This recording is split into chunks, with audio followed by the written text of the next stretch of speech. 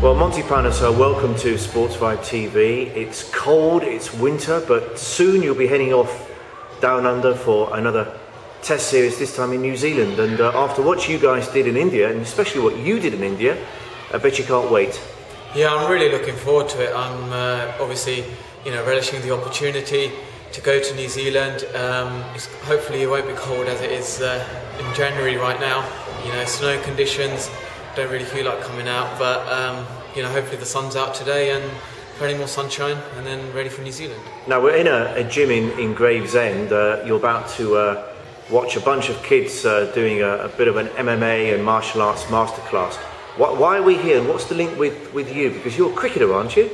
Yeah, I know. I think for me, I just wanted to try and get a bit more fitter, get maybe a little bit more dynamic and athletic, and I think going into different sports kind of stimulates your mind differently because they train slightly different, and also their training is a bit more sort of the fitness training is more intense. Not the martial arts. I think they'll knock me out. And I remember doing jiu-jitsu with a 14-year-old from Brazil, and I think he just took me down in 2 seconds. So I think jiu-jitsu isn't my kind of thing. And we can't see you kicking anybody on the cricket field, can we? If the umpire doesn't give a decision, I may just get a flying kick out. But I mean, you started doing this in September, didn't you? And a month later, you're in India. You had a great series, not picked for the first test, which you lost, but then 11 wickets in the second test in Mumbai, more wickets in the third, a few in the fourth. And you think this is already paying dividends? Your newfound fitness?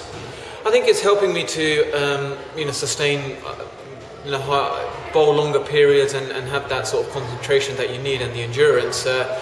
Only time will tell, but I've just kind of started in September, so hopefully, by doing more and more sessions will make me, more fitter, more agile, and help the performances on the pitch. You must be in a very good place right now, Monty, though, on the back of winning a test series for the first time in 27 years in India. I mean, that took some doing.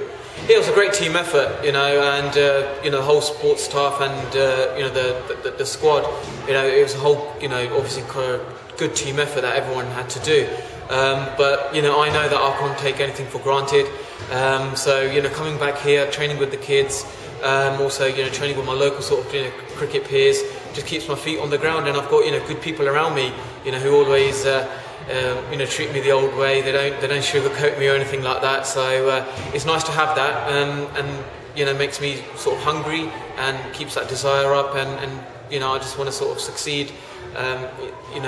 Whenever I get an opportunity. Well, you've always been hungry, that's for sure, and you've always been a crowd favourite. The days of the fielding and the laughing and the drop catches, they're way gone, aren't they? Because you've improved so much in those other areas of your game. Yeah, I just hopefully I don't want to be seen as a luxury player. I want to work hard in all areas of my game, so I can contribute to the team's success, and that's what I want to. That's my main objective. But it's that's something that I desire. I love working hard, and I like making improvements in my game. Now people will think you've just won in India, so shouldn't be any problem going to New Zealand. They're not as good as India, but it's not as simple as that, is it? I think I've found for me is. When I keep my feet on the ground, don't take things for granted, it helps my performances. Once I start sort of getting comfortable with myself or satisfied with myself, I think that's sort of the danger areas where complacency can come in. So for me, it's important that I just focus on my training, focus on making sure my fitness levels are good, and prepare myself for obviously New Zealand, and try and get into the 11. If hopefully the England selectors will look to play 2 spinners. If not, then I respect Swan what he's done over the years, but I'll try and up my best to get in the final 11. I was going to say, if they do go with 1 spinner, then you've got to work really hard to try and make sure it's you and not Swanee, I suppose. Well, we just have to wait and see. I think all I can do is work hard, make sure when if or when the opportunity presents itself, I'm ready for it, and that's all I can do. Yeah, sure. Now, you're an Arsenal fan? Yeah, I'm a big Arsenal fan. Are you happy at the moment? Before Christmas, we had a really good result. Obviously, last couple of weeks hasn't gone the way it should have went, but you know, I hope, you know, we make the Champions League, qualify for the Champions League at least for next season. That will do for you? Not all this sort of another year without a trophy, you can live with that? Well, I'm doing my MBA recently on international sports management, and you know, you can say that Arsenal's got probably a good profit, probably the most profitable club in the Premiership. So, from that point of view, I think, you know, Arsene Wenger's doing obviously really well. But you know, yeah, in a few years' time, hopefully we'll win a trophy. So you're really filling your days, aren't you? When you're not actually playing cricket, you're either training, doing fitness, doing martial arts, or indeed studying for an MBA at, I believe, Loughborough University, is that right? Yes, at Loughborough Uni. I've just recently started, you know, doing this part, and it's obviously a new course which is international sports management.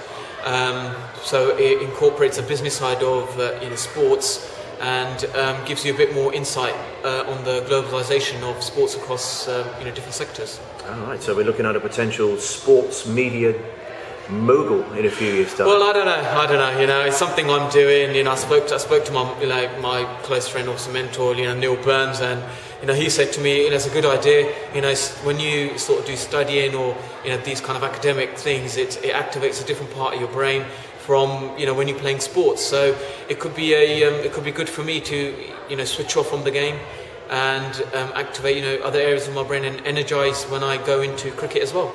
Now, like it happens to all of us, you've got a bit older, you've grown up a bit, you've matured a bit, and I think you've probably become a little bit more comfortable with who and what you are. So the fairly quiet, inhibited, in your shell Monty of a few years ago has really come out now, more confident as a person and a player. I mean, for goodness sake, you're even singing on stage in Australia when you're down there, for goodness sake.